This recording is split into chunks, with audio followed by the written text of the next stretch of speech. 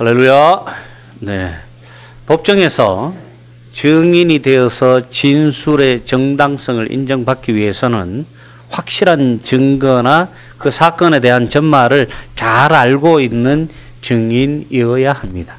자신이 가진 명예나 재산, 인맥이 자신의 결백을 입증해 주는 것은 아닙니다.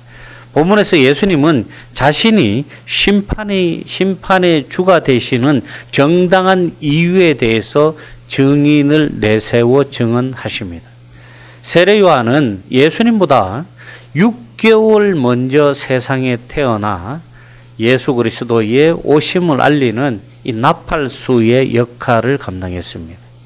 광야에서 그는 세례를 베풀며 사람들에게 심판의 메시지를 전했고 강팍한 마음을 버리고 상한 마음으로 예수님을 맞이하도록 준비시키는 역할을 했습니다. 세례 요한의 증거는 자기가 세례를 베풀 때 성령이 그 위에 임하는 이가 메시아라는 것입니다. 예수님이 세례 받으실 때 성령이 비둘기같이 예수님 머리 위에 임했습니다. 이를 통해서 세례 요한은 예수님을 세상 죄를 지고 가는 하나님의 어린 양이라고 요한복음 1장 29절에 나타내고 있습니다. 곧 이 세상을 구원할 그리스도 메시아로 예수님을 선포했던 것입니다. 세례 요한은 당시 모든 사람이 인정하는 선지자였기에 예수님이 하나님의 아들이라는 그의 증거는 가장 믿을 만한 증거이고 그 증거를 한 그는 가장 믿을 만한 증인이었습니다. 예수님 믿고 살아가는 우리도 역시 마찬가지입니다.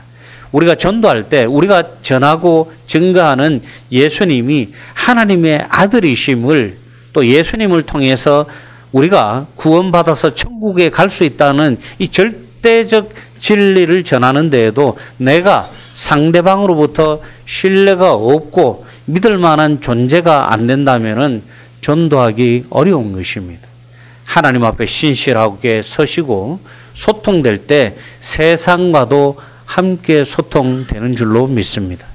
제가 어제도 삽교 하나리마트 앞에서 집사람하고 장보고 나오시는 분들에게 이제 전도지를 나누어 드렸는데 혹여 싶어서 제가 이 전도하러 나갈 때 노방 전도할 때는 꼭 명찰을 차고 나갑니다. 제가 어느 교회 소속의 누구임을 분명히 밝히고 전도를 합니다. 그러니까 사람들이 제가 드리는 전도지에 대해서는 단 한 사람도 거부를 하지 않아요. 그냥 드리면은 감사합니다, 수고하십니다 하고 다 받아간다는 거예요. 왜 그렇습니까? 저를 목사로서 인정하고 그것을 받아가는 거예요. 그러나 그렇지 못하고 그냥 일반적으로 우리가 전도지 드릴 때는 요즘에 이단 사이비들이 많기 때문에 잘 안 받아가시는 분들이 많더라는 것입니다. 이렇듯 우리가 증인이 되기 위해서는 거기에 합당한 자격을 부여받아야 되고 증인으로서의 삶도 살아야 되는 것입니다. 예수님은 세례 요한의 증거를 의지하지 않으셨습니다. 예수님은 하나님의 아들이셨어요. 세례 요한이 예수님 오시기 전에 그가 메시아이고 그가 우리를 구원하실 구원자라고 말했지만 예수님께서는 그런 요한의 능력과 요한의 도움이 아니라 전적으로 자신의 전적인 능력, 하나님께서 예수님께로 이양해 주신 그 하늘의 권능과 권세로 사역하시기를 원하셨어요. 아무리 훌륭한 증언도 연약하고 죄에 물든 사람들로부터 난 것은 틀릴 수 있기 때문입니다.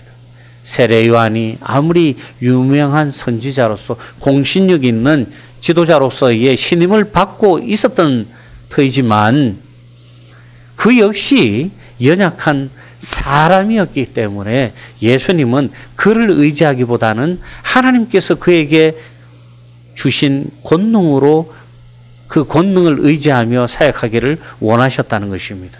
예수님은 요한의 증거보다 더 확실한 증거가 있다고 본문 말씀 36절에 말씀하고 있습니다. 내게는 요한의 증거보다 더 큰 증거가 있으니 아버지께서 내게 주사 이루게 하시는 역사 곧 내가 하는 그 역사가 아버지께서 나를 보내신 것을 나를 위하여 증언하는 것이요. 이렇게 말씀하고 있습니다. 예수님께서 이 땅에 오심, 그 다음에 예수님께서 이 땅에서 보여주시고 하시는 사역들이 그 스스로, 본인 스스로 창의적으로 하는 것이 아니라 하나님에 의해서 하나님의 하심을 드러내는 역사라고 분명하게 말씀하는 것입니다. 또한 예수님께서 보여주는 증거가 하나님께서 보여주시는 증거라는 것입니다. 그래서 예수님은 자신이 하나님의 아들이요 구원자임을 입증하기 위해서 여러 증인들과 증거를 내세웁니다. 그 중에 하나가 예수님께서 하셨던 기적과 이사였습니다. 이것은 예수님이 자신이 하나님의 아들임을 입증하는 강력한 증거였습니다. 그것은 하나님께서 예수님을 통해서 친히 이루시게 하신 역사이신 것입니다. 예수님께서 하나님이 아니시고 하나님께서 예수님께 그러한 권능을 주시지 않았다면 예수님께서는 말씀 한마디로 천지를 창조하시고 말씀 한마디로 사람의 병을 낫게 하시고 귀신을 쫓고 눈먼 자를 보게 하시고 들리지 않는 사람을 들리게 하고 날 때부터 앉아 있었던 사람을 설 수 있게 하는 그러한 능력이 있을 수 없다는 거예요. 그가 하나님이시기에 그가 보여주는 모든 권능이 모든 기적과 역사가 하나님께서 그에게 부어주시고 그를 통해서 나타내시는 것이기 때문에 예수님께서 행하시는 그 기적들을 볼 때마다 사람들은 놀랐다는 것입니다. 그리고 그 기적을 통해서 예수님께서는 자신이 그냥 평범한 사람이 아니라 우리들과 동등한 육신을 갖고 있지만 하늘에서 내려온 하나님의 아들이심을 명확하게 보여주시는 것이었습니다. 예수님 또한 기적을 자신의 증거의 중요한 수단으로 삼으셨어요. 기적은 모든 자연 법칙을 초월한 하나님의 영역 안에서 일어나는 신비한 일입니다. 여러분, 우리가 세상을 살다가 간혹 경험하게 되는 이러한 기적들이 우리 연약한 인간의 능력으로는 도저히 감당할 수 없고 이룰 수 없는 능력이지만 천지를 창조하신 하나님의 영역 안에서는 가능하다는 것입니다. 그렇기에 죽은 사람도 살릴 수 있는 것이고 병든 자도 고칠 수 있는 것이고 귀신 들린 자도 내쫓을 수 있는 것입니다. 이것이 바로 하나님의 능력인 것입니다. 이러한 능력을 보여주셨기 때문에 예수님은 하나님이시라는 것입니다. 사람들은 예수님께서 행하신 기적을 볼 때마다 사람으로서는 불가능한 하나님의 능력, 신성을 가졌다고 생각했습니다. 신만이 그렇게 할 수 있지 사람은 절대 그렇게 할 수 없다는 것을 이미 사람들은 다 알고 있었습니다. 우리가 문제가 생겼을 때 하나님을 신뢰한다고 하면서도 때로는 사람을 찾고 자신만의 방법으로 해결하려고 하는 경우가 많습니다. 여러분들 삶 속에 문제가 생기면 가장 먼저 누구 찾아요? 교회 와서 기도하십니까? 하나님께 기도하십니까? 아니죠. 전화기부터 찾잖아요. 전화기 찾아서 아는 사람 찾고 하다가 막판에 안 되면은 그때 교회 와서 기도하시더라고요. 뭐예요? 거꾸로 하고 있는 거예요, 우리는 지금. 하나님을 믿는 사람들, 하나님의 자녀들은 문제가 생겼을 때 전화기부터 찾는 것이 아니라 하나님을 먼저 찾고 하나님께 먼저 아뢰어야 한다는 것입니다. 여러분, 그것이 바로 하나님의 자녀들이고 하나님 영역 안에서 살아가는 하나님의 사람들의 일이라는 거예요. 그리고 살아가는 방법입니다. 우리가 하나님께 전적으로 의지하고 말씀에 순종하며 고백하고 기도할 때 우리의 문제가 해결되어지고 기적이 상식이 되고 나로 인해서 기적의 역사가 열리는 줄로 믿습니다. 오늘 우리가 말씀을 통해서 이 예수님의 기적 이야기를 들을 때마다 예수님을 하나님의 아들로 인정하고 전하는 여러분들 모두 되시기를 소망합니다. 마지막으로 예수님은 자신의 신성, 즉 하나님의 아들 되심, 즉 자기가 하나님 되심을 증거하는 세 번째 증인으로 하나님을 듭니다. 나를 보내신 아버지께서 친히 나를 위하여 증언하셨느니라. 오늘 37절 말씀에 이렇게 말씀하시죠. 이 세상의 그 어떤 증언과 그의 기적보다도 하나님의 증언은 강력합니다. 여러분, 하나님께서 보증해 주시고 하나님께서 증언해 주시는 것, 이것만큼 더 확실하고 강력한 게 있겠습니까? 우리 인생에 세상에 수많은 사람들이 보증서겠다라고 얘기하고 도와주실 수 있지만은 하나님께서 나의 인생의 보증이 되시고 하나님께서 나의 인생의 증인이 되어 주신다라고 말씀하시면 이것보다 확실한 인생은 없는 것입니다. 예수님께서는 자신이 행하시는 일을 통해서 하나님께서 친히 말씀하고 계신다고 선포하셨지만 사람들은 이 분명한 증거들을 목격하고도 예수님을 통해서 하나님을 보지 못했다는 거예요. 옛날 이스라엘 백성들이 골리앗과 전투를 벌이고 있을 때에 수많은 이스라엘 백성들이 그 골리앗을 위세한 이 블레셋 군사들의 위용에 두려워서 그들과 함께하고 있는 하나님의 모습을 보지 못했던 거예요. 그래서 너무 두려움에 떨면서 이 성문을 열기만 하면 우리는 죽을 수밖에 없는 처지에 놓였다고 두려워할 때 다윗은 그들과 함께하는, 그와 함께하는 하나님을 보았기에 골리앗과 1대1 결투를 신청하고 성문을 열게 합니다. 여러분, 하나님을 보시기 바랍니다. 우리 옆에 함께 하시는 하나님을 늘 느끼시고 바라보시기 바랍니다. 하나님을 인정하고 하나님을 볼 때 우리 삶의 역사가 새롭게 쓰여지는 줄로 믿습니다. 사람들은 위로부터 오는 증거에는 별다른 관심이 없고 오직 땅의 증거에만 관심을 두고 살아가기 때문에 하나님을 보지 못하고 예수님께서 행하시는 그 기적에만 관심을 두는 것이라는 거예요. 예수님에게 관심이 있는 사람들은 그 기적에라도 관심을 두었지만 그렇지 않은 사람들은 오직 자기 자신의 삶 속에서 내 주머니에 돈이 얼마가 들어오고 오늘 내가 뭘 먹고 어떻게 살아가느냐 이것만 관심 있는 사람들이 훨씬 더 많더라는 거예요. 이러한 삶은 이 예수님께서 계시던 이 시대에만 그런 것이 아니라 지금 살아가고 있는 이 시대에도 동일하다는 것입니다. 우리가 어떤 관심을 가지고 살아가고 어디에 관심을 두고 살아가느냐에 따라서 그게 더 많이 들리고 그것이 더 많이 보이게 되는 것입니다. 제가 예전에 은행에 근무할 때는 온 세상이 은행으로만 보이더라고요. 그래서 우리 직원들은 약속 장소 잡을 때도 항상 어디 은행 무슨 지점으로 약속을 잡습니다. 그러면 가장 빠르게 약속을 잡아요. 정확하게 위치를 알고 있기 때문에. 지금은 온 세상이 다 교회만 있는 것 같아요. 나가보면은 왜 그렇게 교회 간판이 많고 십자가가 많은지 모르겠어요. 그래서 요즘은 또 어떻게 약속 잡냐면 얘기할 때 어느 교회, 무슨 교단, 어느 교회를 기점으로 지역을 설명합니다. 사람의 관심에 따라서 그 사람이 보고 말하는 것들이 거기에서 중심적으로 나오게 될 마련입니다.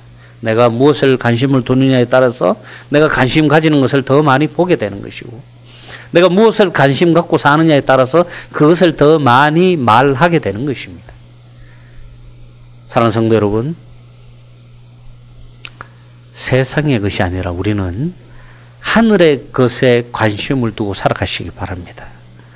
하나님의 것에 관심을 두고 살아갈 때 우리 삶이 비로소 거룩해지기 시작하는 거예요. 여러분, 성경책 비싼 거 들고 다닌다고 거룩해지는 거 아니에요. 요즘은 파워포인트 다 띄워드리고 스마트폰에 성경 다 뜨기 때문에 성경 안 들고 다녀도 돼요. 네? 요즘 성경 안 가지고 다니시는 분들 굉장히 많습니다.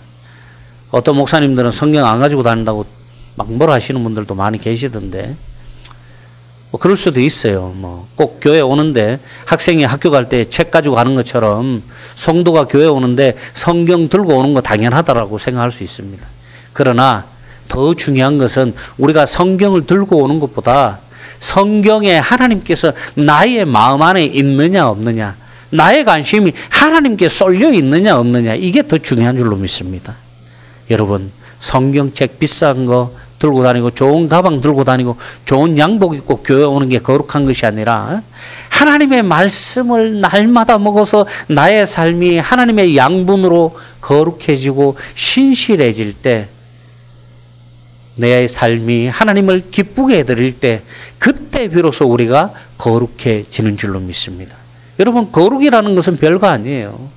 우리 삶이 하나님께 맞추어져서 우리의 삶이 하나님의 아들인 예수 그리스도의 삶을 따라서 살기 위해서 몸부림치는 삶, 그게 바로 거룩한 삶이에요. 그 거룩한 삶을 살기 위해서 어떻게 해야 됩니까? 하나님 말씀을 청종해야 됩니다. 하나님 말씀을 잘 듣고 하나님 말씀에 순종해야 한다는 것입니다. 그냥 주일에 와서 제가 하는 설교 한번 쑥 듣고 일주일 쭉 보내고 다시 와서 설교 한번 듣고 성경 안에 뭐가 들었는지, 성경 안에 무엇이 어떻게 생겼는지도 모른다면은 하나님께 여러분들이 덜 사랑하시는 거예요. 정말 여러분들이 하나님을 사랑하고 하나님을 사모하는 마음이 있다면은 제가 전해드리는 이 설교에서 신앙생활이 끝나는 것이 아니라 이 설교를 생각해보고 또 집에 가서 성경을 읽어보면서 하나님의 말씀을 나의 삶 속으로 집어넣을 수 있어야 하는 거예요. 이 하나님의 말씀이 나의 삶 속에 들어오지 않으면은 예수님께서 하나님의 아들이심을 믿지 못하는 거예요. 예수님 시대에 많은 사람들이 아무리 예수님께서 그런 말씀을 해주시고 그러한 모습을 보여주시고 그러한 삶을 보여주셨지만 그들은 세상의 것만 관심이 있었기 때문에 예수님을 하나님으로, 하나님의 아들로 인정하지 못했고 보지 못했다는 것입니다. 사랑하는 성도 여러분, 우리를 죄에서 구원하신 예수 그리스도를 믿음으로 하나님께서 나와 함께 하시고 내가 오직 그 하나님을 통해서 나의 삶을 맞춰가는 여러분들 모두 되시기를 주님의 이름으로 축원합니다. 예수님께서는 사람들로부터 하나님의 증언은 그분의 말씀을 통해서 들을 수 있게 하셨어요. 예수님은 자신의 말씀을 통해서 사람들이 하나님의 나라에 대해서 관심 가지게 하고 하나님의 나라에 대해서 듣게 하시고 하나님의 나라에 대해서 알게 하시고 하나님에 대해서 알게 하셨다는 거예요. 여러분, 예수님이 이 땅에 오시기 전만 해도 사람들은 막연한 하나님, 이스라엘 백성들에게만 역사하는 그 유대의 하나님, 야훼 하나님만을 알고 있었다는 거예요. 그러나 예수님께서 이 땅에 오심을 통해서 사람들은 하나님의 형상도 생각하게 되었고 하나님의 인품, 하나님의 능력, 하나님의 모든 것들을 예수 그리스도를 통해서 깨닫기 시작하는 거예요. 여러분, 그런데도 불구하고 사람들은 하나님의 증언을 듣지 못했다라고 얘기합니다. 왜냐하면 하나님께서 보내신 예수 그리스도를 믿지 않았기 때문에, 그분을 하나님의 아들로 믿지 못했기 때문에 하나님을 보지 못했다는 거예요. 여러분, 그러나 하나님께서 하신 증언과 예수님께서 우리들에게 보여주신 하나님의 나라는 부족하지 않았습니다. 차고 넘치도록 보여주셨어요. 그럼에도 불구하고 사람들은 보지 못했다는 거예요. 성경은 예수님에 관한 이야기들로 가득 찹니다. 신약 성경에만 예수님 이야기가 나오는 게 아니에요. 구약 성경 창세기 1장부터 해가지고 마지막 말라기까지 쭉 보시면은 여러분 예수의 이름이 직접 거론되는 성경도 있고 예수님을 예표하는 여러 가지 구절들이 많이 나옵니다. 그래서 우리는 성경을 구약 성경을 오실 예수님에 관한 이야기, 신약 성경을 오신 예수님과 다시 오실 예수님에 관한 이야기로 정의하는 것입니다. 충분히 성경에 기록되어 있었고 충분히 들려주었음에도 불구하고 사람들은 믿지 않음으로써 듣지 못했던 것입니다. 여러분 정말 웃긴 게 뭔지 아세요?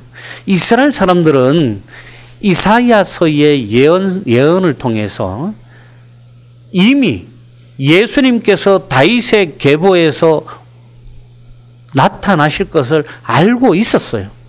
그들을 구원할 메시아가 오실 것을 모두 이스라엘 백성, 유대 백성들은 모두 알고 있었다는 거예요. 그럼에도 불구하고 그들을 위해서 이 땅에 오신 예수 그리스도께서 자신이 하나님의 아들이고 너희들이 기다리는 그 그리스도가 그 메시아가 나니라 내가 하나님이다 라고 말씀하셨지만 믿지 않았다는 거예요. 그들은 예수님을 하나님의 아들로 믿지 않고 결국 어떻게 했습니까? 핍박하고 조롱하고 시비 걸고 결국은 죄의 올무를 씌워서 로마 법정에 세워서 십자가 틀에 묶어서 죽여버렸던 것입니다. 아무리 하나님께서 우리를 향해서 부르시고 외치셔서 성경의 구원과 기적의 말씀이 우리 삶에 가득 차고 넘칠지라도 우리가 믿지 않으면은 나와 상관없는 일이 되고 마는 것입니다. 성경을 믿지 않으면 세상에서 가장 많이 팔린 책에 불과하고 코풀기 좋은 책이 되고 마는 것입니다.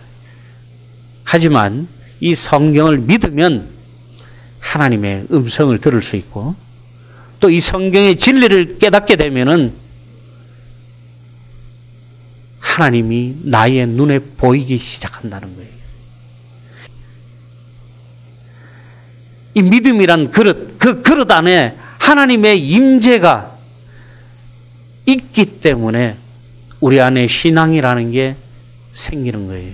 믿음 가운데 행하는지 자신을 늘 점검하고 자신이 만난 살아계신 하나님의 아들 예수 그리스도를 다른 사람에게 힘써 증거하는 성도들이 되시기 바랍니다.